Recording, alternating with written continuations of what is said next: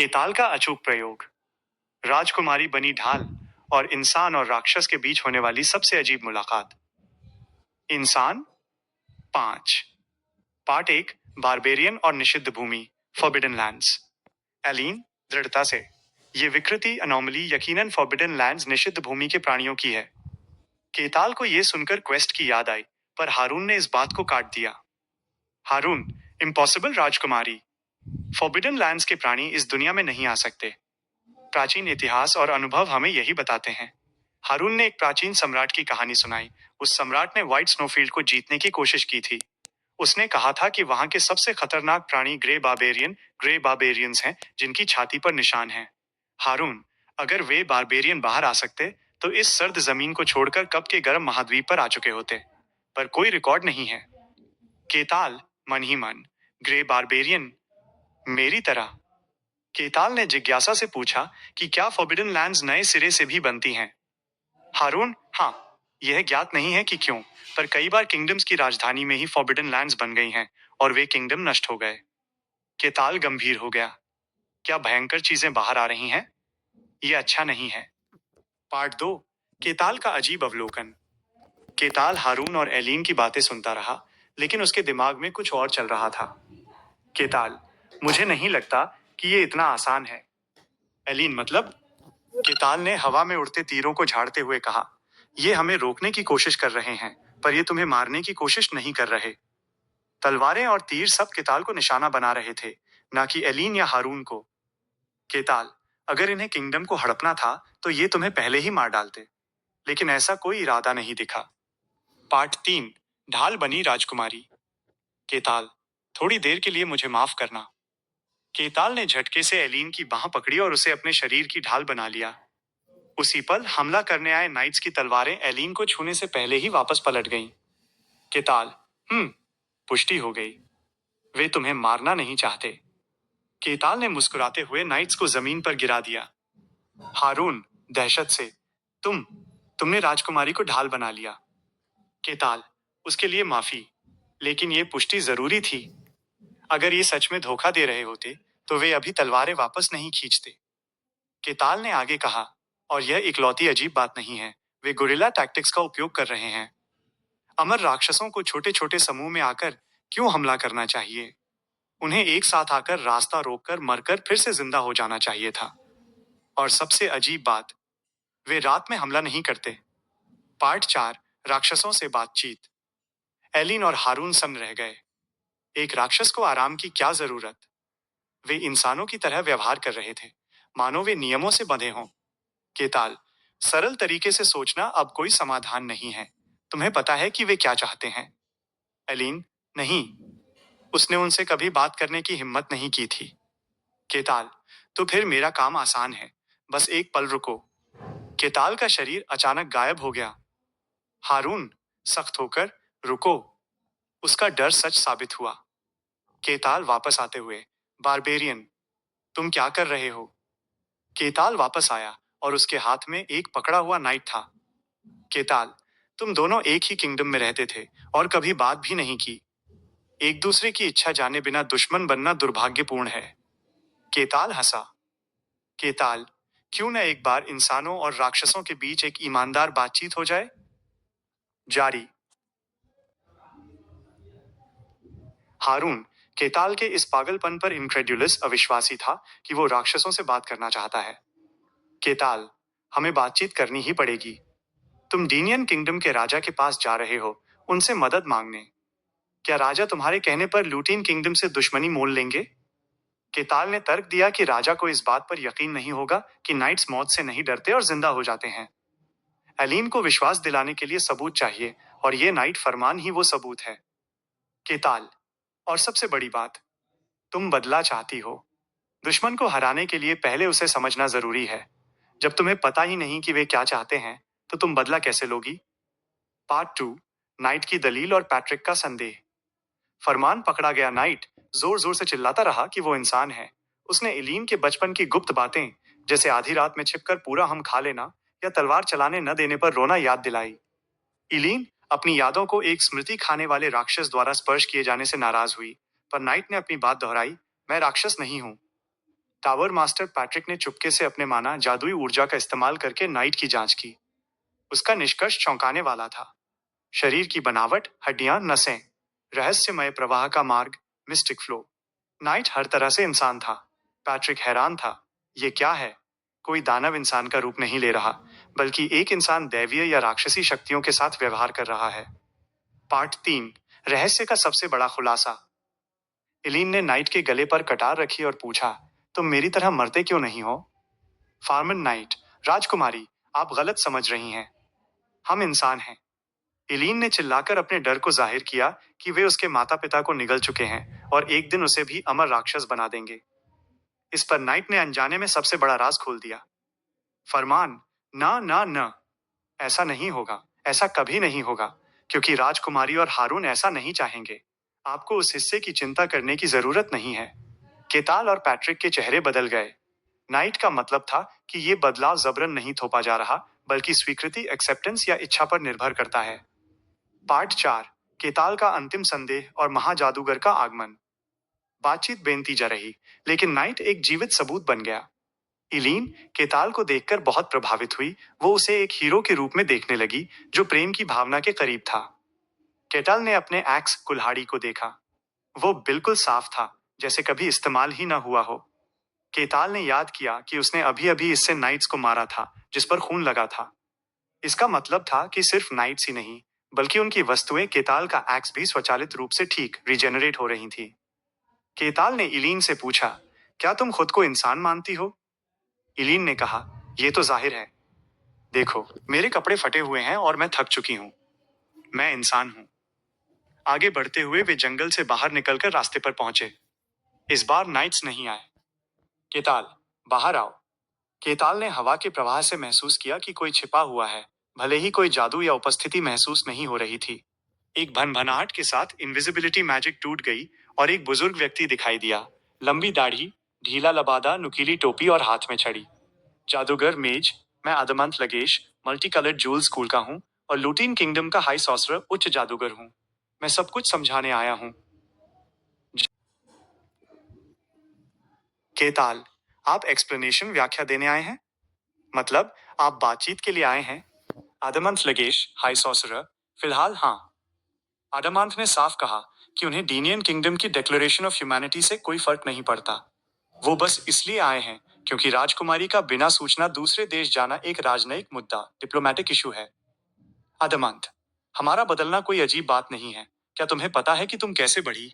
तुम्हारा शरीर छोटा और झुर्रीदार शुरू हुआ, फिर बड़ा हो गया। ये एक दैवीय चमत्कार है, फिर भी कोई सवाल नहीं करता। अदमांत, ये हमारे साथ भी वही है, हम बस उस तरह बदल गए हैं। पार्ट 2, केताल का दर्शन और मेज की हैरानी। केताल, तो आप ये कह रहे हैं कि आप अचानक ऐसे इंसान बन गए जिन्हें मौत का कोई कॉन्सेप्ट नहीं है और जो हर रोज अपने नाखून या बाल बढ़ने की तरह रिजेनरेट, पुनर्जीवित हो जाते हैं। अडमांत इस बारबेरियन की तेजी से सोचने की क्षमता पर हैरान था। अडमांत, सटीक कहूं तो ये रिजेनरेशन नहीं, बल्कि मूल अवस्था में वापसी, returning to the original state है। एलीन ने चिल्लाकर पूछा, आप मान रहे हैं? आप इंसान नहीं हैं? एडमांत, नहीं, हम इंसान हैं। वो दृढ़ता से कहता है, मैं अदामंत लगेश हूं, जिसने राजकुमारी को इतिहास सिखाया। मैं कोई नकल नहीं हूं। अगर कोई राक्षस मेरा परफेक्ट इमिटेशन कर सकता, तो वो इस किंगडम को यूं ही बर्बाद कर देता, न कि मुझसे बात करता। पार्ट 3, राजकुमारी का खुद का रहस्य। एडामांथ ने पलटवार किया और इलीन की तरफ देखकर एक कड़वी मुस्कान के साथ पूछा, आदमंत, राजकुमारी, क्या तुम्हें पता है कि तुम भी बदल गई हो? एलीन की विसंगति, एनोमली। उसने तनाव में पिछले 1 साल में रोजाना 7 बार खाना और 13 डेजर्ट खाए। फिर भी वो वैसी की वैसी पतली और सुंदर है। एरन की विसंगति। 2 साल पहले एरन को एक लाइलाज बीमारी थी। पिछले 1 साल में उसने एक बार भी डॉक्टर को नहीं दिखाया, फिर भी वो पूरी तरह ठीक है।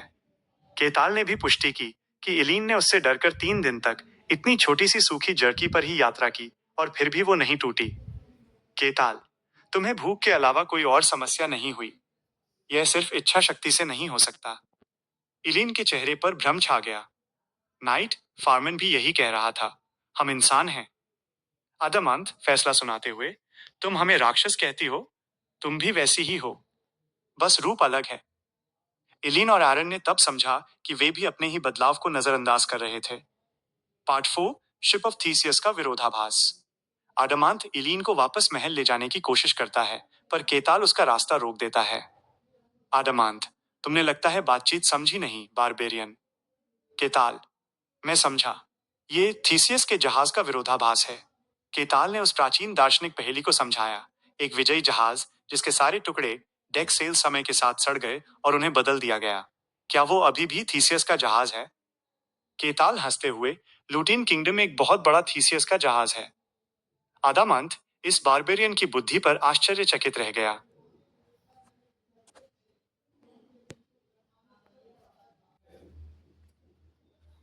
ज्यादातर सेल्स इंसान की बॉडी में 1 साल के अंदर रिप्लेस हो जाते हैं। तो क्या तुम वही इंसान हो जो तुम 1 साल पहले थे? क्या कोई चीज जो पूरी तरह बदल दी गई हो वो ओरिजिनल के आइडेंटिकल हो सकती है? The ship of Theseus, identity और चेंज का एक पैराडॉक्स। ये लोग बिल्कुल उसी शिप ऑफ थीसियस की तरह थे। फर्क बस इतना था कि इनमें मौत का कॉन्सेप्ट खत्म हो चुका था और उन्हें यूनिक एबिलिटीज मिल चुकी थी। इंसान की पहचान। आदमांत इस बात से स्ट्रांगली असहमत नहीं था, पर उसने कहा, यह सिमिलर है पर डिफरेंट भी है। एक शिप के पास खुद नहीं होता। मेरे पास है। मैं इंसान हूं। इस पर केटाल ने श्रग किया। तुम्हारी सेल्फ पहले वाले आडामांत की ही है, ये कौन जानता है? तुम अपनी मेमोरीज की कॉन्टिन्यूटी को एविडेंस मानते हो, पर ये तो बस तुम्हारी पर्सनल सब्जेक्टिविटी है यार। केटल ने आगे कहा, अगर कल को तुम्हारा एक रेप्लिका आ जाए जो तुम्हारी तरह दिखता हो, जिसकी मेमोरीज तुम्हारी हो और जो खुद को एडमांथ मानता हो, तो क्या वो एडमांथ होगा और क्या तुम उसे एक्सेप्ट करोगे? एडमांथ हक्का-बक्का रह गया। तुम सच में बारबेरियन हो? टावर मास्टर भी शॉक्ड था। ये सिर्फ इंटेलिजेंट होना नहीं था। केटल चीजों के एसेंस और पर्सपेक्टिव को छू रहा था। एक फिलोसॉफिकल बारबेरियन, इससे ज्यादा मिसमैच्ड दो शब्द हो ही नहीं सकते थे। केटल ने सिर हिलाया। बस नॉलेज थोड़ी ज्यादा है। आदामांथ ने पलटवार किया। अगर ऐसा है तो कहानी सिंपल हो जाती है। जिस प्रिंसेस को तुम प्रोटेक्ट करने की कोशिश कर रहे हो वो भी सेम स्टेट में है। तो बेहतर होगा हम सब जो रिप्लेस हो चुके हैं एक साथ रहें। मुझे कोई फर्क नहीं पड़ता, केटल ने बड़े कामली कहा। एडामंथ को जोरदार झटका लगा। वर्ल्ड की हर रेस डॉपलगैंगर्स से नफरत करती थी, लेकिन इस बारबेरियन को कोई कंटेम्प्ट या हॉस्टिलिटी महसूस नहीं हो रही थी। वो उन्हें ऑर्डिनरी बीइंग्स की तरह देख रहा था। तुम मुझसे भी कम इंसान लगते हो, एडामंथ ने कहा। मैं इंसान हूं, केटल का सीधा जवाब आया। तो फिर तुम मुझे रोक क्यों रहे हो? केटल मुस्कुराया। मैं तुम्हें इसलिए रोक रहा हूं क्योंकि मुझे अपने एम्प्लॉयर को प्रोटेक्ट करना है। मैं एक मर्सनरी हूं। उसने इलीन की तरफ देखा, जो उसकी गेज से थोड़ी सहम गई। इलीन, तुम क्या सोचती हो? तुम मेरे लिए इलीन हो। मैंने पुरानी वाली इलीन को कभी नहीं जाना। मैंने तो उस इलीन को जाना जो एक मॉन्स्टर बनकर बारकान टेरिटरी आई थी। तुम ही वो हो जिसे प्रोटेक्ट करने का मैंने कॉन्ट्रैक्ट लिया है। एलिन ने धीमी आवाज में मटर किया, मुझे वापस नहीं जाना। केटल ने अपनी एक्स उठाई और एक जबरदस्त ग्रिन के साथ कहा, तो that's settled. The barbarian versus the wizard. Adamanth ने अपनी स्टाफ उठाई। तुम्हें मजा आ रहा है बारबेरियन? काफी एंजॉय कर रहा हूं। केटल सच में थ्रिल्ड था। एक विजर्ड से फाइट करना, फैंटेसी की क्विंटेसेंशियल मिस्ट्री से टकराना। फर्स्ट रूल याद है? विजर्ड से डील करने का पहला क्लीशे नियम, उसे स्पेल कास्ट करने से पहले खत्म कर दो। केटल ने चार्ज किया। उसकी एक्स पल भर में आडामांथ की नेक की तरफ बढ़ी। ज्रांग। लेकिन एक्स एम्प्टी एयर से गुजर गई। केटल की आंखें बड़ी हो गईं। ये क्या हुआ? इस स्पीड पर भी रिएक्ट कर लिया। टावर मास्टर ने मटर किया, रिएक्टिव मैजिक। एडामेंथ ने ऑटो टेलीपोर्ट का सेटअप कर रखा था, जो हाई स्पीड अप्रोच पर ट्रिगर हो जाता था। केटल अस्टॉनिश था, पर उसने एक्स फिर उठाई। एडामेंथ ने हरी में स्टाफ उठाई, पर वो टू लेट था। धाम। एक आइस शील्ड बना, पर मीनिंगलेस। एक्स ने स्टाफ, शील्ड और आदामांत तीनों को एक साथ काट दिया। आदामांत का सिर जमीन पर गिर गया। पर फिर एक बिजार चीज हुई। आदामांत, उसके क्लोथ्स और उसकी कट हुई स्टाफ सब गायब हो गए और वो अगले ही पल अपनी ओरिजिनल फॉर्म में बिना किसी नुकसान फिर से रीअपियर हो गया। तो ऐसा है मामला? केटल ने फैसिनेटेड होकर देखा। ये रीजेनरेशन से ज्यादा ओरिजिनल स्टेट में वापस लौटना था। The wasteland. Damn it! Adamanth चिल्लाया। उसकी रिएक्टिव मैजिक अब यूजलेस थी। केटल ने फिर मूव किया और आडामंथ का सिर फिर से फ्लाई हुआ, पर फिर से वो अपनी ओरिजिनल फॉर्म में वापस आ गया। अब एडामांथ ने अटैक किया। ज़्राज, आइस एरोज की तेज बारिश। केटल ने इजीली डॉज किया। तीर एक रॉक से टकराए और उसे चूर चूर कर दिया। बूम, एयरबर्स्ट हुई। फायर का एक्सप्लोजन हुआ और ब्लेड्स ऑफ विंड आगे बढ़े। केटल ने टीथ बेयर किए और अपनी एक्स जोर से घुमाई। धूम, उसकी एक्स के प्रेशर ने आडामंथ के सारे स्पेल्स को उड़ा दिया। गुस्से में आडामंथ ने एक पास के पेड़ पर हाथ रखा। पेड़ के लीव्स ब्लेड बनकर केटल की तरफ दौड़े। केटल हवा में लीप किया। नीचे लीव्स ने ट्री, रॉक्स और जमीन को पूरी तरह तबाह कर दिया। एक लश फॉरेस्ट तेजी से एक वेस्टलैंड में बदल रहा था। आडमांथ ने स्टाफ घुमाकर एक बड़ा सा विंड बॉम्ब केटल की तरफ फेंका। केटल ने उसे भी इजीली डॉज किया। केटल हंस रहा था। इम्प्रेसिव, नेचर खुद आडमांथ की मुट्ठी में थी। ये था मैजिक, फैंटेसी का सबसे बड़ा रहस्य, दुनिया के लॉज को हिला देने की पावर। केटल रोमांचित था। साइड में टावर मास्टर ने सोचा, इसे तो इस बात पर मजा आ रहा है कि इसका ओपोनेंट मरने के बाद भी रिवाइव हो जाता है।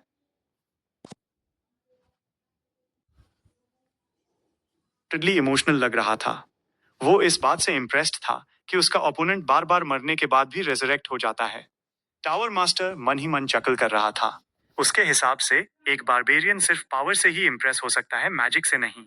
उसे क्या पता, केटल तो खुद मैजिक के इस मावल को देखकर अस्टॉनिश था। थोड़ा अजीब है, पर बारबेरियन तो बारबेरियन ही रहेगा, टावर मास्टर ने सोचा। The monster versus the anomaly. Boom, battle जारी थी। आडमंथ ने गस में एक कर्स बाहर फेंका। ये कैसा मॉन्स्टर है? वो बारबेरियन कोई मिस्टिकल पावर नहीं यूज कर रहा था। वो बस अपनी प्योर फिजिकल स्ट्रेंथ से एडामांथ के हर स्पेल को फाड़ रहा था। क्रैक, ये एक्स इतनी हार्ड कैसे हो सकती है? हर तरह की मैजिक से टकराने के बावजूद उस एक्स पर एक खरोंच भी नहीं आ रही थी। आदमांत हैरान था, पर केटल भी कम सरप्राइज नहीं था। उसने एनालाइज किया, ये सॉर्ड मास्टर से ज्यादा स्ट्रांग है। आडामैंथ, जिसे उसने सुपर ह्यूमन स्पेक्ट्रम के निचले लेवल पर माना था, वो असल में रिएक्शन स्पीड में एक सॉर्ड मास्टर को सरपास करता था। बूम, जमीन एक्सप्लोड हुई। अर्थ और डिब्रीज चारों तरफ बिखर गए। एडामांथ लगातार इतनी डेविस्टेटिंग मैजिक फेंक रहा था। एक मेज एक सॉर्ड्समैन से स्ट्रॉन्गर है, और ये क्लियरली विजिबल है, केटाल ने कंक्लूड किया। मेजेस वर्सेटाइल होते हैं। डिस्ट्रक्टिव रेंज और रिएक्शन स्पीड में वो अपर हैंड रखते हैं। तो ये है रियल फैंटेसी, द एंडलेस मैना। लेकिन टावर मास्टर ने मैन हाई मैन केटाल को करेक्ट किया। ये पूरा सच नहीं है बारबेरियन। मेजिस की पावर उनकी माना पर डिपेंड करती है। एडामांथ एक अनोमली था। उसकी माना खत्म होने के बजाय खुद ब खुद रिप्लेनिश हो जाती थी। वो मैजिकल बराज को इंडेफिनिटली जारी रख सकता था, लेकिन यही उसकी लिमिट थी। एडामांथ फ्रस्ट्रेटेड था। मुझे हंसी मत दिलाओ। किटाल को स्पेल्स लग रहे थे, आइस शार्ड्स की बारिश हो रही थी, पर बारबेरियन की बॉडी पर एक भी खरोच नहीं थी। वो सिर्फ अपनी फिजिकल बॉडी से मैजिक को झेल रहा था। केटल धीरे धीरे मैजिक का अकस्टम्ड हो रहा था। आडामांथ को टाइम चाहिए था एक हायर लेवल स्पेल के लिए। पर कैसे? एक ऐसे मॉन्स्टर के खिलाफ जिस पर मैजिक का कोई असर ही न हो, टाइम कैसे खरीदा जाए? आडामांथ ने केओस में एक स्पेल एक्टिवेट किया। वाइंग। केटल जो अपनी एक्स घुमाने वाला था, एक पल के लिए रुक गया। क्या? सामने फॉरेस्ट में 7 आडामंथ अपीयर हुए। Mirror image. केटल ने अपनी सेंसेस एक्सपैंड की और रियलाइज किया, ये क्या है? वो सातों रियल थे। उनकी प्रेजेंस या फिजिकल वेट में कोई फर्क नहीं था। आडामांथ को सडनली एक बात क्लिक हुई, इस बाबेरियन के पास कोई मिस्टिकल पावर नहीं है। अगर ऐसा है, तो वो क्लोन्स और ओरिजिनल में फर्क नहीं कर पाएगा। एडामांथ ने और क्लोन्स बनाए। 1 से 2, 2 से 50 और जल्द ही 70 आदामांथ केटल को घूर रहे थे। केटल ने अम्यूज्ड होकर मटर किया, this is like a horror movie. Kettle leap किया। 3 क्लोन्स के सिर एक साथ उड़ गए, लेकिन वो फिर से रीअपियर हो गए। आदामांथ और उसके क्लोन्स ने चांट शुरू किया। देखो, वो हवा जो बिना विल के कांपती है। सुनो, वो पागल पानी जो खुद से मूव नहीं कर सकता। केटल ने अपने पैर जोर से पटके। मड दूर छिटक गई। उसने अपनी एक्स पकड़ी और चार्ज किया। 5 क्लोन्स के सिर उड़े और उतने ही नए बन गए। चांट बिना रुके चलता रहा। मैना कॉन्सेंट्रेट हो रहा था। केटल ने भी महसूस किया, एक जबरदस्त एनर्जी का कॉन्सेंट्रेशन। मैं तुम्हारा मास्टर बनता हूं और यूएसएस पावर को चलाता हूं। चांद खत्म हुआ। एडमांथ ने अपनी स्टाफ घुमाई। Limited nature dominion. True step. शुरू में कुछ नहीं हुआ। लगा जैसे मैजिक फेल हो गया। पर वो मोमेंट बहुत छोटा था। दुनिया बदलने लगी। धीरे धीरे चलती ब्रीज एक जगह गैदर हुई और छोटा सा तूफान बन गई। जमीन का हल्का सा ट्रेमर एम्पलीफाई हुआ और भूकंप अर्थक्वेक में बदल गया। पत्ते की नोक पर जमी हुई ओस एक विशाल टाइडल वेव ज्वार की लहर बन गई। स्टॉर्म, अर्थक्वेक और टाइडल वेव, ये तीनों एक साथ फॉरेस्ट पर स्वेप कर गए। पेड़ टूटने लगे, जमीन फट गई। आदमंत खुशी के मारे चीख पड़ा, हा हा हा हा हा। मैं मानता हूं बारबेरियन, तुम स्ट्रॉन्ग द, पर आखिर में तुम एक इग्नोरेंट बीइंग हो जो मिस्टिकल को समझ नहीं सकता। केटल ने कोई रिस्पॉन्स नहीं दिया। वो बस सामने होते नेचुरल डिजास्टर्स को देखता रहा।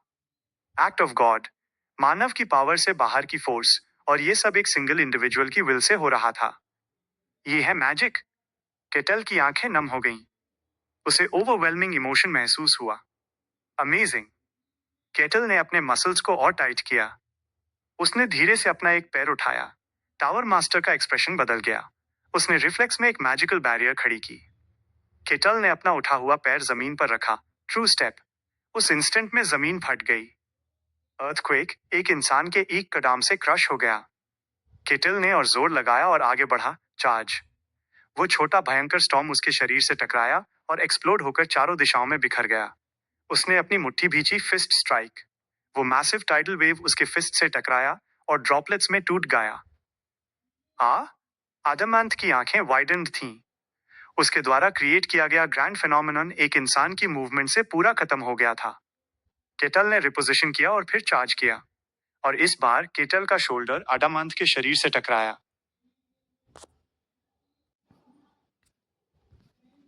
वो स्टॉर्म, वो अर्थक्वेक और वो सुनामी जिसने पूरी जमीन पर तबाही मचा दी थी, अब पूरी तरह शांत हो चुके थे।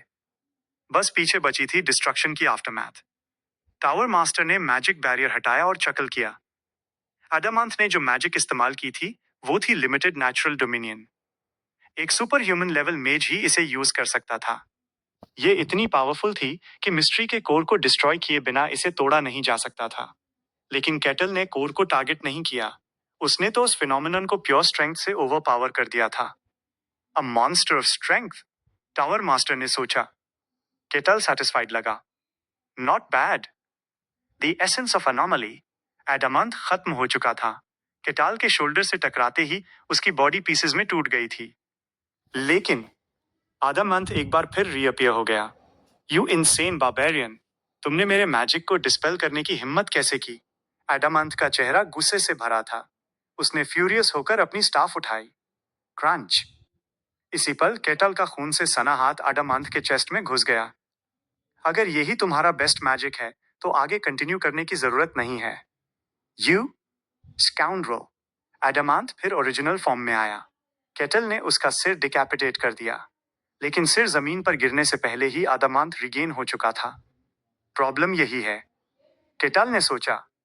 आदमंथ मर नहीं रहा था।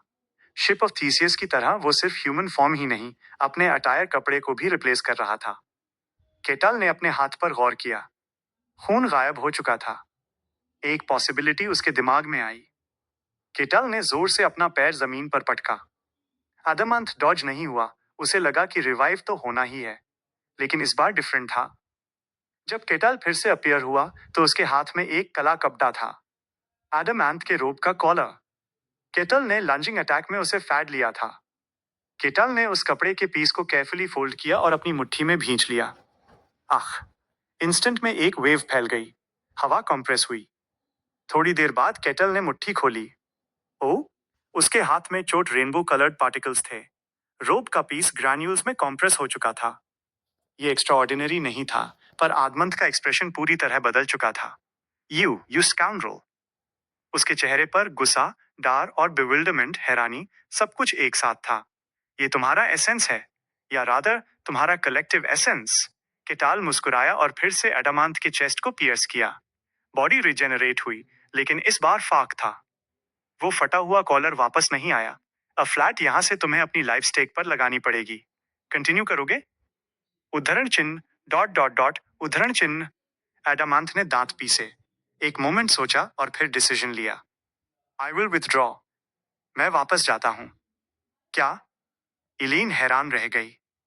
वो इमॉर्टल मॉन्स्टर विथड्रॉ हो गया? एडामांथ ने स्पेशल लीप के लिए स्पेल प्रिपेयर किया। उसने इलीन को आखिरी बार देखा। जिद्दी प्रिंसेस, जो करना है करो। फ्लैट कोई रुकावट नहीं होगी। जाओ और जो डिजायर है वो करो। स्पेल कंप्लीट हुआ। आदामांथ ने प्रोफेसर की तरह कहा, लेकिन आखिर में तुम वापस आओगी। तुम्हारे ओनली कॉमरेड्स हम ही हैं। इन वर्ड्स के साथ आदामांथ गायब हो गया। The mercenary and the royalty. Adamanth ने जैसा कहा था, अब कोई रुकावट नहीं थी। आगे बढ़ते हुए इलीन और एरन खामोश रहे। जल्द ही दूर बॉर्डर दिखने लगा। तभी पैट्रिक बोला, I guess this is as far as I go. आखिर ये दूसरा देश है, एंटर करना थोड़ा ऑफ लगता है। ओह, ऐसा है? सुनकर दुख हुआ। पैट्रिक ने सिर हिलाया। नहीं, मैं शुरू से हाई रेडी था। बस सफर करना हाई एंजॉयबल था। हमने हर तरह की चीज देखी। केटाल ने उसे फूट दिया और पैट्रिक चला गया। दोबारा मिलेंगे, कीटाल ने कहा। हो सकता है, बहुत जल्द, पैट्रिक ने एक पेक्यूलियर टोन में जवाब दिया। बॉर्डर करीब आया। गार्डिंग कर रहे सोल्जर्स ने स्पीयर्स तान दी। हे बार्बेरियन, ये डीनियन किंगडम का बॉर्डर है। पीछे हट जाओ। मेन मर्सनरी हूं। आइडेंटिफिकेशन दे सकता हूं। बकवास। दफा हो जाओ। अगर बैक ऑफ नहीं किया तो अटैक करेंगे। केटल चकल किया। कोई भी कंट्री एक अजनबी को बॉर्डर क्रॉस करने नहीं देगी। केटल एक तरफ हट गया। इलीन, अब फ्लैट तुम्हारी बारी है। यस। इलीन धीरे धीरे आगे बढ़ी। सोल्जर्स ने उस यंग वुमन को देखकर स्पीयर्स नीचे कर ली। कि कौन हो तुम? मेन लुटीन किंगडम की पहली प्रिंसेस हूं, एलिन मेवलॉची। सोल्जर्स की आंखें वाइडन्ड हो गईं। मैं डीनियन किंगडम के किंग बारबोसा डीनियन से मिलने आई हूं। Palace luxury. सोल्जर्स ने एलिन पर बिलीव नहीं किया। नेचुरल था। एक प्रिंसेस बिना किसी एस्कॉर्ट के फटे पुराने रोब में एक बारबेरियन के साथ। लेकिन उसके पास प्रूफ था, लुटेन रॉयल फैमिली का एम्बलम वाला नेकलेस। कई प्रोसीजर्स और कॉन्फर्मेशंस के बाद यह एस्टैब्लिश हो गया कि वो प्रिंसेस एलिन ही है। जल्द ही उन्हें डीनियन किंगडम के रॉयल पैलेस ले जाया गया। Not bad. Kettle guest room के बेड पर लेट गया। बेड इतना सॉफ्ट और प्लश था जैसे बादल पर लेटा हो। उसने साइड टेबल से ग्रेप उठाया और मुंह में डाला। स्वीट और जूसी। और क्वेस्ट कंप्लीट हो गया। Quest 785 completed. Reward will be given soon. Kettle ने बेड में सिर धंसा दिया। तभी किसी ने डोर नॉक किया। दूर खुला और इलीन अंदर आई। आप कंफर्टेबल हैं? एब्सोल्युटली। बैठना चाहती हो? एलीन कॉशियसली नॉड किया। केटल ने एडमायर करते हुए कहा, तुम काफी अलग लग रही हो। उसने अपना गंदा रोब उतार दिया था, चेहरा साफ था और बाल टाइडी थे। वो सच में बहुत सुंदर लग रही थी, किसी एल्विन क्वीन से कम नहीं। इलीन ब्लश करने लगी। T, thank you. शुक्रिया तो मुझे करना चाहिए। तुम्हारी वजह से हाई मेन लग्जरी एंजॉय कर रहा हूं। केटल पैलेस में सिर्फ इलीन की स्ट्रॉन्ग इंसिस्टेंस पर ही आ पाया था। इलीन ने सिर हिलाया। नहीं, ये तो मेरी जिद थी। मैं आभारी हूं कि आपने एक्सेप्ट किया। केटल उसके लिए सेवियर से कम नहीं था, जिसने एक गोल्ड कॉइन के लिए पूरे किंगडम को दुश्मन बना लिया। इलीन ने उदास होकर सिर झुकाया। केटल ने पूछा, क्या सिचुएशन है? कल लॉर्ड बारबोसा से मीटिंग तय हुई है। सब रिजॉल्व हो जाएगा। हो सकता है कि ये वहां खत्म ना हो सकता है। इलीन ने केटल की तरफ देखा। मिस्टर केटल, आपको हमारे किंगडम की तबाही के बारे में पता है, हाँ? कुछ आइडिया है? क्या आप मुझे बता सकते हैं? हमारा किंगडम और मैं क्या बन गए हैं? केटल ने नॉड किया। अब आगे क्या होगा? क्या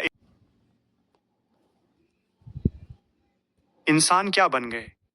What have humans become? Kettle ने सबस्पेस खोला और इरिडेसेंट पार्टिकल्स इंद्रधनुषी कण बाहर निकालकर दिखाए। सबसे पहले मैं तुम्हें शो करता हूं, कीटल ने कहा। इलीन ने सिर टिल्ट किया। What is this? ये तुम्हारी जगह लेने वाली चीज की ट्रू नेचर, असली प्रकृति है। What? इलीन की आंखें बड़ी हो गईं। कीटाल ने समझाया कि इन्हें फोर्सिबली कंप्रेस्ड, जबरदस्ती दबाकर किया गया है। ओरिजिनली ये इतने स्मॉल होते हैं कि नेकेड आय, नंगी आंखों से भी नहीं दिखेंगे, सेल्स को रिप्लेस करने जितने छोटे। केटल को वरी थी कि इलीन समझेगी या नहीं, लेकिन इलीन ने सरप्राइजिंगली नॉट किया। I understand. माना और ऑरा भी इनविजिबल होते हैं, पर जब वो गैदर होते हैं तो दिख जाते हैं, इलीन ने लॉजिक दिया। आई सी। केटल को रियलाइज हुआ। यह फैंटेसी की पावर थी जिसने उन्हें इनविजिबल कॉन्सेप्ट्स को समझने की कैपेबिलिटी दी थी। लेकिन फिर इलीन का फेस बिगड़ गया। Wait a moment. To mean, तुम्हारी पूरी एग्जिस्टेंस इन छोटी चीजों से रिप्लेस हो चुकी है, केटाल ने स्ट्रेट फॉरवर्ड कहा। सिर से पैर तक, हार्ट से ब्रेन तक, हड्डी से खून तक। आह। इलीन कांप उठी और खुद को हग कर लिया। काम डाउन, केटल ने उसे सूद किया। इलीन की सांसें स्टेबलाइज हुईं। ठोह, वो इरिडेसेंट पार्टिकल्स, क्या वो डेंजरस नहीं हैं? अभी नहीं। वो शायद डॉर्मेंट स्टेट निष्क्रिय अवस्था में हैं, केटाल ने कहा। उसने अदामांत के रोब का पीस फाड़ा और मुट्ठी में कॉम्प्रेस करके दिखाया। फोर्स इतनी स्ट्रांग थी कि एयर के लिए कोई रूम नहीं बचा। विजिबल फॉर्म में आने का मतलब था वो पार्टिकल्स डैमेज हो चुके थे। मौत का कॉन्सेप्ट यहाँ है ही नहीं, केटाल ने एक्सप्लेन किया। इन्हें नैनोबोट्स बोलते हैं। हर नैनोबॉट एक इंडिपेंडेंट एंटिटी है। जिनात नैनोबॉट्स एक साथ गैदर होकर इंसान की शेप बनाते हैं। इसलिए सर काटने या दिल निकलने से भी मौत नहीं आती। जैसे पानी को काटने पर लेक को डैमेज नहीं होता, वैसे ही नैनोबॉट्स को भी नुकसान नहीं पहुंचता। इसी रीजन से लोगों ने डेथ के कॉन्सेप्ट को भूत दिया था। इमोर्टैलिटी, अमरता, आप ये कह सकते हो, कीटल ने एग्री किया। इलीन ने एक स्ट्रेंज क्वेश्चन पूछा। मेरा हेयर तो ग्रो हो रहा था, फरमान लंबा हो रहा था। अगर हम ट्रूली रिप्लेस हो जाते तो ऐसी ग्रोथ नहीं होती, राइट? ये चीजें ओरिजिनल प्रॉपर्टीज को मिमिक नकल करती हैं। वो इंसान की कैरेक्टरिस्टिक्स, विशेषताएं रखती हैं, केटल ने बताया। और इसीलिए वो बिलीव करते हैं कि वो इंसान हैं, इंसान की तरह ग्रो करते हैं। वो एक दूसरे को रिप्लेस भी कर सकते हैं, केटल ने थियरी दी। जैसे नाइट्स गायब हो गए जब आदमंत आया। शायद वो आदमंत से स्वैप हो गए, केटल ने कंक्लूजन निकाला। और इसीलिए वो तुम्हें परफेक्टली ट्रैक कर पा रहे थे। द फियर ऑफ डेथ, मौत का डर। इलीन ने अपने होठ काटे। तो मैं भी अनमें से एक हूं, पर मुझे तो मौत का डर है। आपके अकॉर्डिंग टू नैनोबॉट्स को डेथ का कॉन्सेप्ट समझ नहीं आना चाहिए, राइट? एलीन ने फेंट होप के साथ पूछा। केटाल गंभीर हुआ। यहां से ये मेरी स्पेकुलेशन अटकल है। तुम्हें नैनोबॉट से रिप्लेस तो किया गया, पर उन्होंने तुम्हारी वैल्यूज, पर्सनालिटी और थॉट्स को रिटेन किया। तुम और एरन शायद रिलेटिवली लेट रिप्लेस हुए, इसलिए तुम दोनों को रियलाइज हुआ और तुम्हें उनके जैसा बनने का डर था। फरमान ने खुद कहा था। उसको लगा कि तुम उनके जैसी नहीं बनोगी, क्योंकि तुम चाहती नहीं थी। एलीन का फेस हार्ड हो गया। तुम्हें डेथ का डर इसलिए है क्योंकि तुम्हें यूएसएस अंडरस्टैंडिंग को खोने का डर उससे भी ज्यादा था। केटल ने आगे कहा। तुम्हें खाना पसंद था। तुम्हें ओवर ईटिंग से मोटा होने का डर था। एरन को बीमारी से बॉडी डिटीरियरेट होने का डर था। इसलिए एलीन चाहे जितना खाए, मोटी नहीं होती। और एरन की बीमारी ठीक हो गई। एलीन के फेस पर डिस्पेयर, निराशा छा गई। नैनोबॉट्स इंसान की डिजायर्स, इच्छाओं और डर के अकॉर्डिंग एक्ट करते हैं। ये तो फिलोसोफर स्टोन था, एक ऑल पावरफुल टूल जो डिजायर्स ग्रांट करता था। शायद लूटन किंगडम को डिस्ट्रॉय करने वाली कोई मलिशियस एंटिटी नहीं थी, बल्कि एक टूल था जिसके पास सेल्फ नहीं था, केटाल ने कंक्लूजन दिया। इलीन ने आंखें बंद कर लीं। एक सुखी हंसी उसके होठों से निकली। केटल ने साइलेंस में पूछा, अगर ज्यादा हो रहा है तो तुम स्टॉप कर सकती हो। नो नो, प्लीज कंटिन्यू, इलीन ने लिप बाइट करते हुए कहा। केटल ने धीरे से बोला, तुम नैनोबॉट से रिप्लेस हो, पर तुम ग्रो हो रही हो, ह्यूमन की तरह फंक्शन कर रही हो। तो क्या तुम एक बच्चे को जन्म दे सकती हो? और अगर दे सकती हो, तो वो बच्चा इंसान होगा या नैनोबॉट से बना कुछ और? मीटिंग द किंग, बादशाह से मुलाकात। एलीन चुपचाप बैठी रही, फिर बिना कुछ काहे उठकर चली गई। केटल ने उसे रोका नहीं। बदले रिवेंज के सपने के साथ आई एलीन का दिमाग इतनी डिस्पेयर जेएचईएल नहीं पा रहा था। केटल को क्यूरियोसिटी थी, ये कितनी स्ट्रेंज चीज है। अगला दिन आया। एलीन किंग से मिल रही होगी। केटल गेस्ट रूम में लाई अराउंड कर रहा था। तो क्या टास्क फिनिश हो गया? तभी नॉक नॉक। दूर पर दस्तक हुई। प्रेजेंस इलीन या एरन की नहीं थी। केटल ने दूर खोला। Barbarian. Oh, nice to see you. Kettle smile किया। एक मिडिल एज्ड मैन था जो हॉस्टाइल लुक्स दे रहा था। बार्बेरियन, तुम्हारा नाम क्या है? केटाल। हिज मैजेस्टी तुम्हें बुला रहे हैं। Follow me. Hmm? Kettle surprised हुआ। मैन ने स्लोली बोला, हिज मैजेस्टी ने लेडी इलीन से बात की। वो कुछ कंफर्म करना चाहते हैं, इसलिए उन्होंने तुम्हें बुलाया है। ओह। केटल ने अपनी चिन स्ट्रोक की। मुझे कोई दिक्कत नहीं है, पर मैं एक बारबेरियन हूं। हो सकता है मैं तुम्हारे स्टैंडर्ड्स के अकॉर्डिंग रूड एक्ट करूं। Is that all right? कितनी अजीब चीज है जिसके बारे में चिंता करना। मैन ने बिजार तरीके से केटल को देखा। ये हाईली अनप्लेजेंट है, पर हिज मैजेस्टी ने कहा कि उन्हें माइंड नहीं है। अगर उनका विल है तो मुझे फॉलो करना होगा। इन दैट केस, माना करने का कोई रीजन नहीं था। केटल ने नॉड किया। I accept. Lead the way.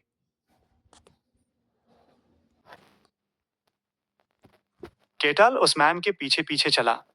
Splendid hallway, शानदार गलियारे में बारबेरियन के फुटस्टेप्स की आवाज गूंज रही थी। जल्द ही वे एक इनॉर्मस गोल्डन डोर विशाल सोने के दरवाजे के सामने पहुंचे। मन ने कहा, बेशक हिज मैजेस्टी ने कहा है कि रिस्पेक्ट की जरूरत नहीं, पर अपने भले के लिए थोड़ी इज्जत दिखाना वाइज होगा। आई डू माई बेस्ट, मैं पूरी कोशिश करूंगा, केटल ने कहा। डोर नॉक हुआ और अंदर से आवाज आई, एंटर। केटल अंदर गया। वास्ट ऑडियंस चेंबर विशाल सभा कक्ष में सिंगल थ्रोन पर एक मिडिल एज्ड मैन बैठा था, जिसकी बड़ी दाढ़ी थी और उसने सैब्स लग्जूरियस क्लोथ्स पहने थे। सिर पर क्राउन था। किंग। केटल की आंखें चमकी। ये मॉडर्न टाइम्स का फिगर हेड किंग नहीं था। ये एब्सोल्यूट पावर वाला किंगडम ऑफ डीनियन का ट्रू मास्टर था। केटल एक्साइटेड था। उसे डर या इंटिमिडेशन नहीं, बल्कि इस सिचुएशन को एंजॉय करने की फीलिंग आ रही थी। पीछे खड़े मैन ने फ्राउन किया, माथे पर बल डाले। अपना सिर झुकाओ बारबेरियन, उसने आहिस्ता से कहा। तुम्हारे सामने इस देश का राजा है। अचानक एक इंटेंस प्रेशर, जबरदस्त दबाव बर्स्ट हुआ। केटल मुस्कुराया और उसे ब्रश ऑफ कर दिया। तुम गलत नहीं हो, केटल ने कहा। मैन की आईब्राउज ट्विच हुई। अनफॉर्चुनेटली, तुम मेरे किंग नहीं हो। केटल डीनियन किंगडम का सिटीजन नहीं था। सॉरी, बट मेन सिर झुकाने की पोजीशन में नहीं हूं। क्या तुम भी कहीं के राजा हो? नहीं, पर अगर मेन सर झुकाऊंगा तो कुछ लोग बहुत अपसेट हो जाएंगे। केटल ने श्रग किया। पर मैं एक ग्रेट किंग को रिस्पेक्ट शो कर सकता हूं। केटल ने अपने चेस्ट पर हाथ रखा और हल्का सा बाव किया। Nice to meet you, king of the kingdom of Dinian, Barbosa Dinian. I am Kettle, just a simple barbarian. Kettle. ये एक पोलाइट और क्लीन बो था। डिग्निटी कम नहीं हुई और ना ही सर्वाइल लगा। बारबोसा के चेहरे पर सरप्राइज था। केटालमन हाईमैन चिल्लाया, वाओ! एक किंग को डिग्निटी से ग्रीट करना कितना वंडरफुल सिचुएशन है। वो खुशी से पागल होने वाला था। बारबोसा ने साय किया, सरप्राइजिंग।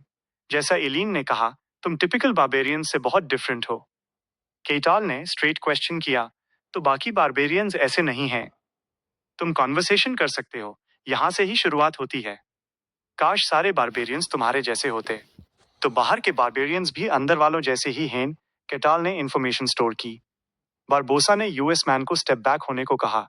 अ फ्लैट आगे की बात मेरे और इस के बीच होगी। The Kings curiosity. तो तुमने मुझे क्यों बुलाया है? मैं इलीन और एरन से मिला, और यूएस पकड़े हुए नाइट से भी, बारबोसा ने कहा। मैंने उनके इंसान होने की पुष्टि, कॉन्फर्मेशन की। केटाल ने अनएक्सपेक्टेडली क्वेश्चन किया, क्या रिजल्ट स्माइल? मेरे एंसेस्टर ने कहा था कि अगर कोई खुद को इंसान मानता है तो वो इंसान है। वो सब ह्यूमन निकले। एलिन ने शायद आखिर में खुद को इंसान माना होगा। फैक्ट तो ये है कि फरमान के पास ऐसी पावर्स हैं जिन्हें इंसान नहीं कह सकते, बारबोसा ने कहा। तो तुम्हारा इंटरेस्ट किस चीज में है? तुमने एलिन को उनके ट्रू नेचर, असलियत के बारे में बताया था। उसने वो इन्फॉर्मेशन मुझे दी आई। बारबोसा परेशान दिखा। ये सही आंसर हो सकता है। नानोबॉट्स, छोटी चीजों का कलेक्शन। बारबोसा ने धीरे से पूछो। तुम्हें क्या लगता है, क्या वो रिप्रोड्यूस कर सकते हैं? प्रोबेबली, कैटाल ने तुरंत आंसर दिया। ये इंसान जाति, ह्यूमन रेस के लिए बहुत बड़ा खतरा है। तुम्हें क्या लगता है, हमें कैसा जवाब देना चाहिए? केटल ने तुरंत रिप्लाई किया।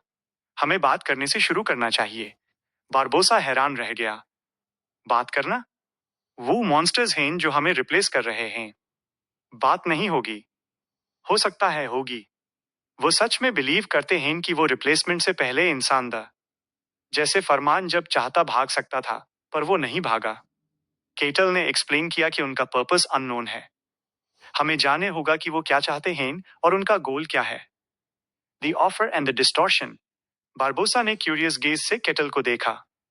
केटाल ने श्रग किया। मैं तो सिंपल मर्सनरी हूं। ऐसे बड़े मैटर्स मेरे कंसर्न नहीं हैं। ये आपका कंसर्न है। तो तुम्हारे प्लान्स क्या हैं? मैं इंडियन किंगडम में घूमना चाहता हूँ और हाउस ऑफ आकाशा से मिलने जाना है। तुम हाउस ऑफ आकाशा को जानते हो? हाँ, मिलेना से कनेक्शन है। बारबोसा सरप्राइज्ड हुआ। मिलेना एक आउटस्टैंडिंग वुमन है। पब्लिक परसेप्शन अच्छा नहीं है, पर वो देश के लिए जरूरी काम कर रही है। ओ, केटल की आंखें चमकी। किंग से तारीफ मिलना मतलब आकाशा ने अच्छा काम किया है। बारबोसा ने वार्निंग दी, तुम्हारे पास सी रैंक मर्सनरी बैज है। कैपिटल में सर्व सी रैंक से फ्री मूव करना मुश्किल होगा। तुम्हें बड़ी प्रोसीजर्स से गुजारना होगा। केटल परेशान हुआ। मंथ्स तक डिटेन होना यूज पसंद नहीं था। बारबोसा ने ऑफर किया, तुम इस दुनिया में ट्रैवल करना चाहते हो, हाँ? तो मैं तुम्हारे लिए आइडेंटिटी प्रूफ रेडी करूंगा। हम्म? तुम एलीन को यहाँ लाए हो।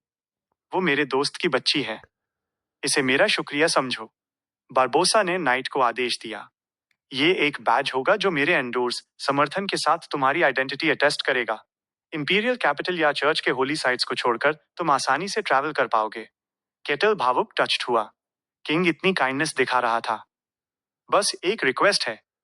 अगर आगे कभी इस मैटर से रिलेटेड कोई सिचुएशन आए तो मैं तुम्हारी कॉपरेशन मांग सकता हूँ। मेन सेटिस्फैक्ट्री कॉम्पेंसेशन ऑफर करूंगा। मैं आभारी रहूंगा। Thank you. केटल की आंखें चमक उठीं। The tower master's plan. Kettle चला गया। बारबोसा थ्रोन पर एब्सेंटली बैठे था। क्या ये सेटिस्फैक्ट्री है? हाँ, अच्छा किया बच्चे। मेरे सडन रिक्वेस्ट को अकोमोडेट करने के लिए शुक्रिया।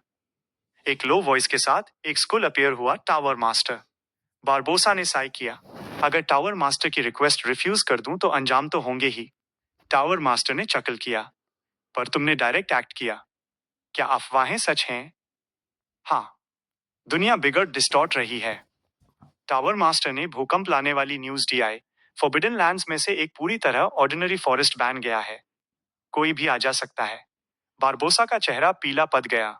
ये तो अलार्म करने वाली बात है। सही। फॉरबिडन लैंड्स और रियलिटी का बैलेंस टूट रहा है। इविल वंस, गॉड्स और दूसरी एंटिटीज बिगड़ रही हैं। अबोमिनेशंस की सील्स भी कमजोर हो रही हैं। और यूएसएस बार्बेरियन का एसएस प्रेपरेशन से लेना देना है। बारबोसा ने पूछो, क्या वो बारबेरियन सच में इतना इंपॉर्टेंट है? उसने एडमंड को हराया। पर ऐसे इंडिविजुअल्स तो काफी हैं। टावर मास्टर ने स्माइल किया।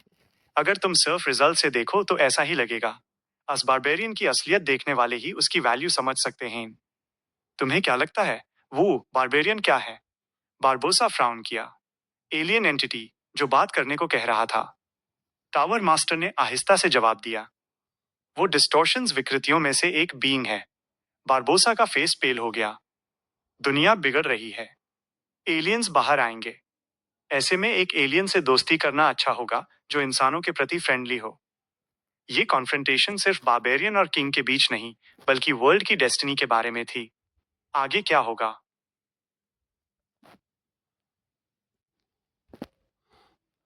इलीन की उलझन, इलीन्स कंफ्यूजन। एलीन ने हल्की सी आहट के साथ पूछा, क्या आप अभी जा रहे हैं? हाँ, रुकने का कोई रीजन नहीं है। केटल ने तुरंत जवाब दिया। बाकी सब अब आपकी प्रॉब्लम है। लुटेन किंगडम से डील करना अब एलीन और किंग बारबोसा का काम था। केटाल का मिशन कंप्लीट हो चुका था। इलीन ने सिर झुका लिया। केटल ने पूछा, एरन क्या कर रहा है? वो कमरे में बैंड है। एने खाना खा रहा, एने किसी से बात कर रहा।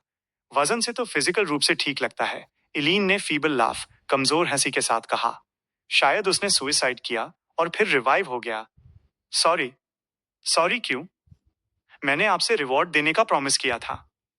एक एस्कॉर्ट जो किंगडम के विरोध अगेंस्ट में बदल गई। एलीन ने सेल्फ रिप्रोच में अपने होठ काट लिए, क्योंकि उसे पता था कि उसे कौन चाहेगा। तुम परेशान लगती हो। बारबोसा ने कहा कि मैं, फरमान और एरन सब इंसान हैं। तो मैं क्या हूं? इलीन ने आखिर में पूछ ही लिया। तुम बिलीव करती हो कि तुम इंसान हो। केटाल की आंखों में कंफ्यूजन था, जैसे उसे चिंता का रीजन ही नहीं समझ आ रहा हो। क्या आपको थीसियस के शिप की स्टोरी याद है? इलीन ने पूछा। हाँ। तो आंसर क्या है? वो थीसियस का शिप नहीं है। केटल ने सर हिलाया। नहीं, ये पैराडॉक्स है जिसका आंसर नहीं है। जैसा कि मैंने पहले कहा, मैं पहले वाली एलीन को नहीं जानता। मैं तो एबी वाली एलीन को जानता हूं। तुम इंसान हो या नहीं, ये सेकेंडरी इशू है। मैंने भी बहुत मुश्किल जगह पर टाइम स्पेंड किया, पर मैं आज भी खुद को इंसान हाई मानता हूं। एलीन की आंखें चौड़ी हो गायीं। क्या आपका भी एक्सपीरियंस ऐसा ही था? केटल ने नॉड किया। व्हाइट विल्डरनेस में इंसान के वैल्यूज को मेंटेन करना मुश्किल हो गया था। अगर तुम डिसाइड नहीं कर सकती तो एक गोल बनाओ। तुमने मुझे रिवॉर्ड देने का प्रॉमिस किया था। अभी तुम्हारे पास कुछ नहीं है, तो सिंपल है। इतनी सफलता पाओ कि तुम मुझे फिटिंग रिवॉर्ड दी सको। एक मॉन्स्टर मेरे जैसी कैसे करेगी? उस अपने फायदे के लिए यूज करो। एक अलग साथ अलग इंसान। मुझे लगता है ये यूनिक है। इसकी वैल्यू है। तुम इंसान की तरह जीना चाहती हो या यूएस अदरनेस को एक्सेप्ट करना चाहती हो, जिसने तुम्हारे किंगडम को नाइगल लिया है और उनकी प्रिंसेस बनना चाहती हो, चॉइस तुम्हारा है। इलीन हक्का बक्का केटल को देखती रही। केटल आखिरी विदाई लेकर चला गया, लेकिन इलीन जगत पर जम गई। मैं, उसने फिर हल्के से कहा। उसके शब्द आगे नहीं बढ़े, लेकिन इलीन की आंखें वेवरिंग होने के बजाय शांत हो गईं। एक रेजोल्यूशन के साथ वो सीट से उठी। द रूथलेस मिलेना आकाशा, निर्दयी मिलेना। कमरा बहुत सिंपल था। कोई लग्जूरियस डेकोरेशन नहीं, लेकिन फर्नीचर की क्वालिटी और चमक डिफरेंट थी। सॉलिड वुड की किताबों की शेल्फ और फाइन लेदर के कवर। रूम की ओनर एक वुमन चेयर पर बैठी थी। उसके ब्लू हेयर हल्के से हिल रहे था। फटीग उसकी ब्लैक आईज में दिखाई दे रही थी। तो कंक्लूजन ये है कि कर्ज चुकाने के लिए पैसे नहीं हैं। जी हाँ। सामने खड़ा मैन नोट किया। शर्म का कोई ट्रेस निशान नहीं। वुमन अनजाने में हंस पड़ी। कर्ज चुकाने की पोजीशन में नहीं हैं, फिर भी इतने कॉन्फिडेंट हैं। मेन ग्रेट डियाब्लोस फैमिली का मास्टर हूं। मैं सिर्फ पैसों से नीचे नहीं झुकूंगा। वुमन ने ताना मारा। क्या आप उसी पैसे की कामी से गिरने वाले नहीं हैं? मैन की आईब्राउज हिलिया। कितनी रूड बात है। रूड तो मुझे होना चाहिए। वुमन ने डॉक्यूमेंट स्कैन किए। नंबर्स बहुत भयंकर था। डियाब्लोस फैमिली लगातार बॉल्स पार्टीज के खर्चों से गर्न से बचाने के लिए कर्ज लिया था। अच्छी खासी अमाउंट थी। वो सारा पैसा कहाँ गया? मेन फैमिली को रीबिल्ड करने की कोशिश की पर फेल हो गया। फेल होने पर शर्म नहीं है? फेलियर से शर्मिंदा होने वालों में से मैं नहीं हूं। वुमन ने स्नीयर किया। फेलियर? हाँ, जुआ और गेम्स में बर्बाद करना फेल हाई हुआ। रुकने की कोशिश करने वाले नौकर को भी पीटा और निकल दिया। तुम मैन का चेहरा लाल हो गया। उसने गुस्से में उंगली उठाई। मेरी बेइज्जती की हिम्मत कैसे हुई? बेइज्जती उसकी होती है जो इज्जत के काबिल हो। वुमन ने डॉक्यूमेंट्स रख दिए। डेडलाइन 1 महीना है। अगर चुका नहीं पाए तो डियाब्लोस फैमिली हमारे कंट्रोल में ए जाएगी। तुम डायब्लोस का नाम उस नहीं कर पाओगे। कि क्या? मैन हैरान रह गया। वुमन ने चकल किया। कॉन्ट्रैक्ट पर साइन किया था, अपनी फैमिली के नाम को गिरवी रखकर। फ्लैट हैरान क्यों हो? वुमन ने बेल बजाई। गार्ड्स अंदर आए। अपनी प्राउड फैमिली को बचाने की अच्छी कोशिश करना। टी, तुम चुड़ैल। क्या तुम्हें लगता है ये टेरनी अत्याचार बर्दाश्त होगा? मेन नेशन की विल के अकॉर्डिंग एक्ट कर रही हूं। टिरनी तो तुम्हारी है जो कर्ज नहीं चुकाते। You mad woman. Man woman पर झुका, लेकिन गार्ड्स ने यूज रॉक लिया। मिलेना आकाशा। मैन चीख खपे आकी मात्रा। तुम आकाशा फैमिली पर पेजन का दाग लगाने वाली शर्म हो। एक हेरेटिक जिसे इज्जत नहीं पता। तुमने अपने पेरेंट्स और सिबलिंग्स को छोड़ा है। यूएसएस नरक में साथ देने वाले रिटेनर्स को भी छोड़ा है। मिलेना का एक्सप्रेशन अनचेंज्ड रहा। मैन को बाहर घसीट लिया गया। गार्ड ने कॉशियसली पूछा, आप ठीक हैं? हाँ। उसने डॉक्यूमेंट्स उठाए। नेक्स्ट शेड्यूल क्या है? कोलैटरल में राखी मैंशन का इंस्पेक्शन। 20 मिनट की पैदल दूरी है। हमें तुरंत वेरीफाई करना चाहिए। चलो। मिलेना उठी। उसका एक्सप्रेशन शुरू से आखिर तक एक जैसा रहा। The capital and the emblem, राजधानी और निशान। एक चौड़ा रास्ता, वाइड बुलवार्ड। लॉग बारबेरियन को देखकर दूर हो रहे था। एक बड़ा सर्कल बन गया। सर्कल के सेंटर में बारबेरियन केटल खड़ा था। ओ, ये तो स्पेशियस है। केटल ने तारीफ की। क्या ये कैपिटल है? सड़क साफ थी। लोग सफाई और रिफाइनमेंट के कपड़े पहने था। बिल्डिंग्स बारी थी। वेंडर्स इंटरेस्टिंग आइटम्स बेच रहे था। नाइस। बार्कन टेरिटरी अच्छा था, पर ये अलग है। केताल आनंद ले रहा था। हे, कोई उसके पास आया। आर्मर पहने, स्पीयर लिए गार्ड। क्या तुम्हारे पास आइडेंटिटी प्रूफ करने का कोई जरिया है? ये तीसरी बार है। ये लो। 20 मिनट्स में 3 बार रोका गया। केटाल खुश था। सिक्योरिटी टाइट थी। केटाल ने बारबोसा द्वारा दिया गया एम्बलम दिखाया। गार्ड की आंखें चौड़ी हो गईं। कि क्या कंफर्म हो गया? हाँ हाँ, कंफर्म हो गया, पर गार्ड ने एम्बलम और केटल को बार बार देखा। थोड़ी देर बाद गार्ड ने हकलेट हुए एम्बलम वापस किया। वाई ये लो, और जल्दी से चला गया। सब सेम रिएक्ट करते हैं। केटल मटर किया। पहले टेंस होकर आते हैं, एम्बलम देखकर एक अलग टेंशन में रिस्पेक्ट शो करते हैं। जो भी हो, एम्बलम से मूव करने में कोई प्रॉब्लम नहीं थी। केटल खुशी से आगे बढ़ा। और फिर उसने देखा, मेन रोड के किनारे एक विशाल बिल्डिंग। ये तो बहुत बड़ा है। आसपास की बिल्डिंग से डबल साइज का। ये थी आकाशा फैमिली की मेन हाउस। लगता है उन्होंने सच में सफलता पाई है। व्हाइट विल्डरनेस में मिली वुमन, जो हर इमोशन चेहरे पर दिखाती थी, अब इस बड़ी बिल्डिंग की ओनर थी। केटल बिल्डिंग के एंट्रेंस पर पहुंचा। हे बार्बेरियन! गार्ड ने डरकर अपनी स्पीयर तान दी। तुरंत निकल जाओ। ये आकाशा फैमिली है। बार्बेरियंस को यहां आने की इजाजत नहीं है। मेन इनवाइटेड गेस्ट हूं। केटल ने समझाया। गार्ड की आंखें चौड़ी हो गईं। इनवाइटेड? किसके द्वारा? मिलेना आकाशा। उसने मुझे इनवाइट किया था। उसने कहा था कि कभी आकर मिलना। ये सुनते हाई गार्ड का एटीट्यूड बदल गया। टेंशन कम होने के बजाय बढ़ गई। उसने स्पीयर मजबूती से पकड़ी। सब यहां आओ। एक इंट्रूडर है।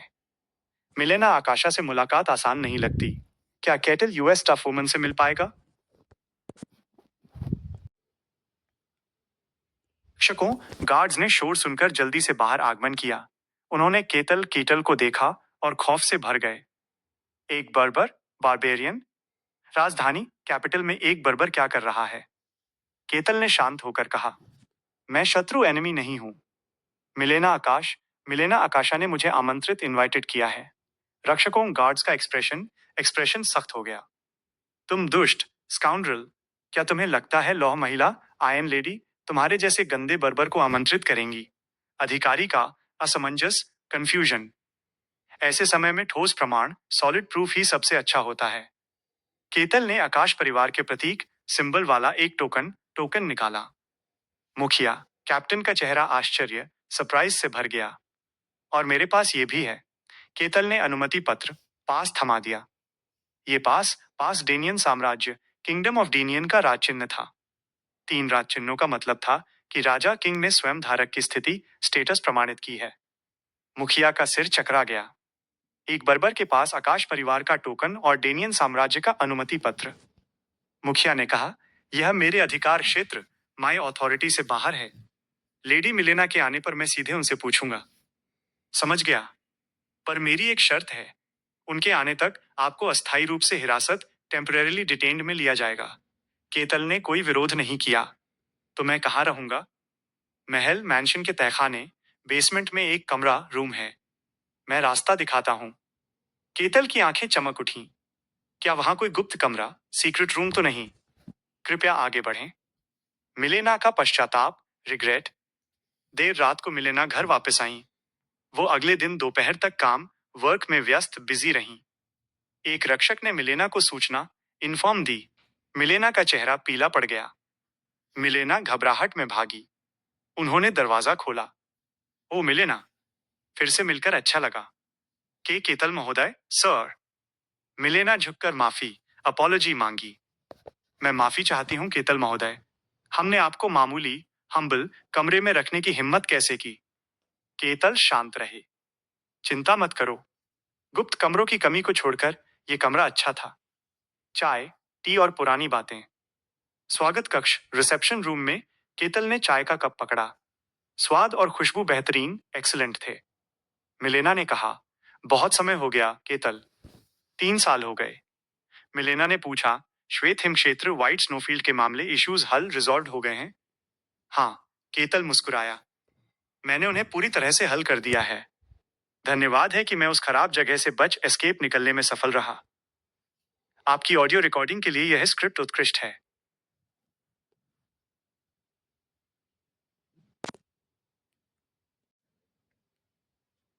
मिलेना मिलेना सहज रूप से कांप उठी। केतल केटल केवल हंस रहा था, लेकिन उसे ऐसा लगा जैसे उसका सिर एक हफ्ते से भूखे जानवर के जबड़ों जॉज में आधा फंसा हुआ है। ये नहीं हो सकता।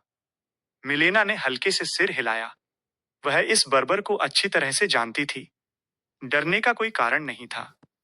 अपने डर को दबाते हुए उसने कहा, बधाई, और ऐसा लगता है कि आपने भी काफी सफलता हासिल कर ली है। तहखाने बेसमेंट में रहते हुए केतल ने रक्षकों गार्ड से मिलेना के बारे में पूछा था। जो कहानी उसने सुनी वो काफी आश्चर्यजनक सरप्राइजिंग थी। मिलेना ने श्वेत हिम क्षेत्र व्हाइट स्नोफील्ड को सफलतापूर्वक पार किया और बहुत अधिक पैसा कमाया। उसने अपने गिरे हुए परिवार को पुनर्जीवित किया और फिर भी उसके पास काफी पैसा बचा था। अपने परिवार को जीवन को खतरे में डालकर बचाने के कारण उसे अपने सामंतों वैसल से जबरदस्त समर्थन मिला। उसकी उपलब्धियों अचीवमेंट्स के सामने उपपत्नी कॉन्क्यूबाइंस की संतान होने का शीर्षक टाइटल कोई मायने नहीं रखता था। उसने जल्दी से नियंत्रण ऑफ कंट्रोल संभाल लिया। तब से उसने बचे हुए धन का उपयोग कई निवेशों इन्वेस्टमेंट्स और व्यवसायों वेंचर्स के लिए किया, जिनमें से अधिकांश सफल रहे। सिर्फ 3 सालों में उसने अपने पतन के कगार पर पहुंचे परिवार को बेहद सफल परिवार में बदल दिया। आकाश परिवार का अब डेनियन किंगडम में काफी प्रभाव था, इतना कि वो सीधे शाही परिवार रॉयल फैमिली के साथ जुड़ सके। केतल शांत होकर बोला, केतल, ये सब आपकी बदौलत है। अगर आपने तब मेरी मदद ना की होती तो मैं बर्फ में दबा हुआ एक शव कॉर्प्स बन गई होती। केतल हंस पड़ा, लेकिन उसने साइड में देखा। एक बुजुर्ग महिला मिलेना के पीछे से सतर्क वैरी आंखों से उसे घूर रही थी। क्या ये आपकी घर की मुखिया हाउसकीपर हैं? हाँ, ये मेरी मदद करती हैं। वो बुजुर्ग आदमी नहीं है जिन्हें मैंने व्हाइट स्नोफील्ड में देखा था। मिलेना का चेहरा गहरा डार्क हो गया। वह चले गए मेरे परिवार को सपोर्ट सपोर्ट करने के लिए। केतल ने अधिक जोर नहीं दिया। ऐसा लगता है कि वहां कोई कहानी है। नहीं, ये इसलिए है क्योंकि मुझ में कोई कमी है। कुछ पल की खामोशी रही। जैसे ही मिलेना कुछ कहने वाली थी, एक आवाज आई, गुड़ गुड़, उद्धरण चिन्ह, डॉट डॉट डॉट, उद्धरण चिन्ह। मिलेना ने जल्दी से समझाया, बस रात के खाने की तैयारी का समय हो गया था। ओ, माफ करना। भोजन क्यों नहीं करते? आप मेरे साथ भोजन क्यों नहीं करते, केतल? वैसे भी अकेले मेरे लिए बहुत अधिक है। ये अच्छा लगता है। केतल का चेहरा चमक उठा। एक कुलीन नोबल के भोजन का विचार छोड़ने के लिए बहुत अच्छा था। मिलेना खड़ी हो गई। ये सोचकर मैंने आपको ठीक से अभिवादन ग्रीट नहीं किया है। उसे अचानक याद आया और उसने केतल को देखा। फिर उसने आदरपूर्वक झुककर नमस्कार किया, एक बहुत ही कुलीन नोबल लाइक इशारा। मिलेना आकाश आकाश परिवार की 22वीं प्रमुख हेड अपने हितैषी बेनिफैक्टर का अतिथि गेस्ट के रूप में स्वागत करती हूँ। केतल, आपका धन्यवाद। केतल खुलकर मुस्कुराया। अकेलेपन की स्वीकारोक्ति। केतल उस कमरे के बिस्तर बेड पर लेटा था जो उसे दिखाया गया था। बढ़िया। भोजन स्वादिष्ट था। मसाले थोड़े तेज थे, लेकिन व्यंजन डिशेस बारीकी से तैयार किए गए थे। वह कुलीन के व्यंजनों से प्रभावित इम्प्रेस्ड था। जैसे ही वो लुढ़क रहा था, किसी ने दरवाजा खोला। मिलेना थी। शायद वो सोने को तैयार थी, क्योंकि उसने हल्के कपड़े पहने थे। वो दरवाजे पर झिझकी। केतल ने लापरवाही नॉनशलांटली से पूछा, क्या बात है? ओह, बस। मिलेना ने वापस खुद को संभाला। शराब वाइन की बोतल हिलाई और बोली, क्या आप ड्रिंक ड्रिंक लेना पसंद करेंगे? जरूर। केतल ने सिर हिलाया। मिलेना कमरे में प्रवेश किया और शराब का एक घूंट लिया। उन्होंने आपस में छोटी छोटी बातें की। जैसे जैसे रात गहरी होती गई और शराब की बोतल आधी खाली हो गई, मिलेना का चेहरा शराब से थोड़ा लाल हो गया था। केतल में दूसरी ओर कोई बदलाव नहीं दिखा। तो आपका काम बिजनेस क्या है? क्या आप यहाँ इसलिए नहीं आए थे क्योंकि आपको कुछ कहना था? क्या आपने ध्यान नोटिस दिया? मिलेना ने कठिन मुस्कान दी। मिलेना ने समझाना शुरू किया, मैंने श्वेत हिम क्षेत्र अभियान व्हाइट स्नोफील्ड एक्सपीडिशन को सफलतापूर्वक पूरा किया। नतीजतन, जैसा कि आपने भविष्यवाणी प्रिडिक्टेड की थी, मुझे वास्तविक शक्ति मिली। उसने हथियारों वेपन के ठेकों कॉन्ट्रैक्ट्स और बिक्री को सुरक्षित किया, मसालों में निवेश किया और बहुत कुछ किया। अधिकांश व्यवसाय सफल रहे। परिवार ने जल्दी से बहुत सारा पैसा जमा कर लिया। जबकि सभी उसकी प्रशंसा कर रहे थे, मिलेना निराश फ्रस्ट्रेटेड महसूस कर रही थी। भले ही परिवार सफल था, साधारण निवेश इन्वेस्टमेंट्स बेहद जोखिम भरे, रिस्की थे। कोई गारंटी नहीं थी कि परिवार फिर से नहीं गिरेगा। इसलिए उसने सोचा, कौन सा निवेश सबसे कम जोखिम रिस्क के साथ सबसे बड़ा रिटर्न लाएगा। अंतहीन विचार विमर्श डिलिब्रेशन के बाद वो एक निष्कर्ष कंक्लूजन पर पहुंची। जिन लोगों को पैसे की तत्काल अर्जेंट जरूरत है, उन्हें पैसा उधार दो। जिन लोगों को इसे स्टोर करने की जरूरत है, उनके लिए पैसा सुरक्षित रखो। उन लेन देन ट्रांजैक्शन से शुल्क, फीस बालो और ब्याज और इंटरेस्ट इकट्ठा करो। ये निष्कर्ष था जिस पर वो पहुंची। मैंने पैसा खरीदकर और बेचकर सफलता हासिल की। मिलेना ने एंजाइटी भरे चेहरे के साथ केतल को देखा। केतल, आप मेरे डिसीजन के बारे में क्या सोचते हैं? बर्बर केतल, वो एकमात्र व्यक्ति था जिसने उसकी सच्ची मंशा, ट्रू इंटेंशंस को पहचाना था। केतल ने लापरवाही से कहा, क्या ये मायने मैटर रखता है? उसकी आवाज इतनी सहज थी कि उसने तुरंत उसकी चिंता मिटा दी। मिलेना का चेहरा एक पल के लिए झुक गया। का क्या ये आपके लिए मायने नहीं रखता? मैंने सुना कि आपको राजा की अनुमति, परमिशन मिल गई है। नहीं मिली? ओह हाँ, मैं व्यक्तिगत रूप से महामहिम हिज मैजेस्टी से मिली और उनसे अनुमति प्राप्त की। तो फिर कोई समस्या, प्रॉब्लम नहीं है। मिलेना राज्य की स्वीकृति, अप्रूवल से काम कर रही थी। यह कहानी को काफी बदल देता है। एक विशाल वित्तीय संस्था, मैसिव फाइनेंशियल इंस्टीट्यूशन जो देश की मान्यता, रिकॉग्निशन के साथ आगे बढ़ रही है। ये एक बैंक था। केतन ने कोई विशेष प्रतिक्रिया, रिएक्शन नहीं दिखाई। मिलेना हकलाकर स्टैमर्ड पूछा, क्या आप मुझे घटिया, बेस या गंदा नहीं मानते? जैसे पैसे से ग्रस्त, ऑब्सेस्ड कोई भूत, गोस्ट? कुछ लोग इसे इस तरह देख सकते हैं, लेकिन मुझे विशेष रूप से परवाह, केयर नहीं है। आप उन लोगों को पैसा उधार देते हैं जिन्हें इसकी जरूरत है, और उन लोगों के लिए इसे सुरक्षित रखते हैं जिन्हें इसकी जरूरत नहीं है। नफरत करने जैसा कुछ भी नहीं है। आप बस अपना काम कर रहे हैं। सच में? मिलेना की आवाज ऊंची हो गई। जब से उसने बैंकिंग में कदम रखा, उसके परिवार ने उस पर आकाश परिवार के सम्मान, ऑनर को खराब करने का आरोप लगाया और उसे छोड़ दिया। आसपास के लोग उसे तिरस्कार, डिस्डेन से देखते थे, उसे पैसे की दीवानी कहते थे। वो अकेली थी। उसने खुद को यकीन दिलाया कि वो गलत नहीं है। लौह महिला, आयरन लेडी कहे जाने का कारण यह था कि उसने अपने दिल को ढाल, शील्ड बना लिया था। उसे केवल एक व्यक्ति की इच्छा थी कि वो उसे समझे। और अब केतल वही शब्द कह रहा था जो वो सुनना चाहती थी। केतल हमेशा से ऐसा ही था। वो एकमात्र व्यक्ति था जिसने उसकी सच्ची मंशा को पहचाना था जब किसी और ने नहीं किया था। वो उसका एकमात्र विश्वास पात्र, ऑफ कॉन्फिडेंट था। मिलेना की आंखों में आंसू भर आए। बूढ़ी महिला का भ्रम। लालटेन लिए एक बुजुर्ग महिला गलियारे, कॉरिडोर में चिंता भरे भाव से चल रही थी। क्या वो ठीक होंगी? मिलेना ने उसे अतिथि के कमरे में जाने के लिए नहीं आने को कहा था, लेकिन वो चिंता किए बिना नहीं रह सकी। जैसे ही वो पास पहुंची, उसने एक महिला के सिसकने, सॉब्स की आवाज सुनी। बुजुर्ग महिला का चेहरा सख्त हो गया। वो दरवाजे की ओर भागी और हैंडल पकड़ लिया। जैसे ही वो जबरदस्ती दरवाजा खोलने वाली थी, उसने अंदर से आवाजें सुनी। तो मैं कह रही हूं कि मैंने ये सब परिवार के लिए किया। जोखिम भरे निवेश, साल को जारी रखना और कुछ भी न होना पागलपन, इंसेन है।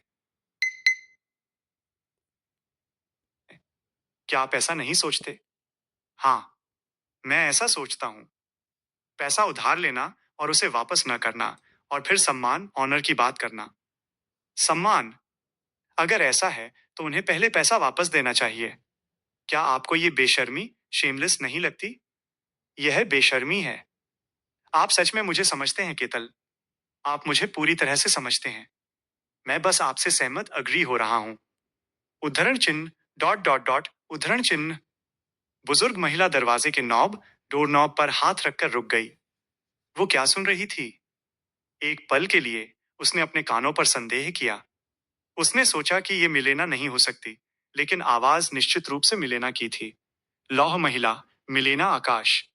वो महिला जिसने परिवार को इस बिंदु तक पहुंचाते हुए कभी कोई भाव नहीं दिखाया, अब नशे में थी और शिकायत, कंप्लेनिंग कर रही थी, और वो भी एक बर्बर के सामने। बुजुर्ग महिला पूरी तरह से भ्रमित, कंफ्यूज्ड थी। अंत में वो दरवाजे के नॉब को छोड़ने के अलावा और कुछ नहीं कर सकी। उसने कुछ नहीं सुना। उसने ये निर्णय लिया, यह स्क्रिप्ट ऑडियो के लिए परफेक्ट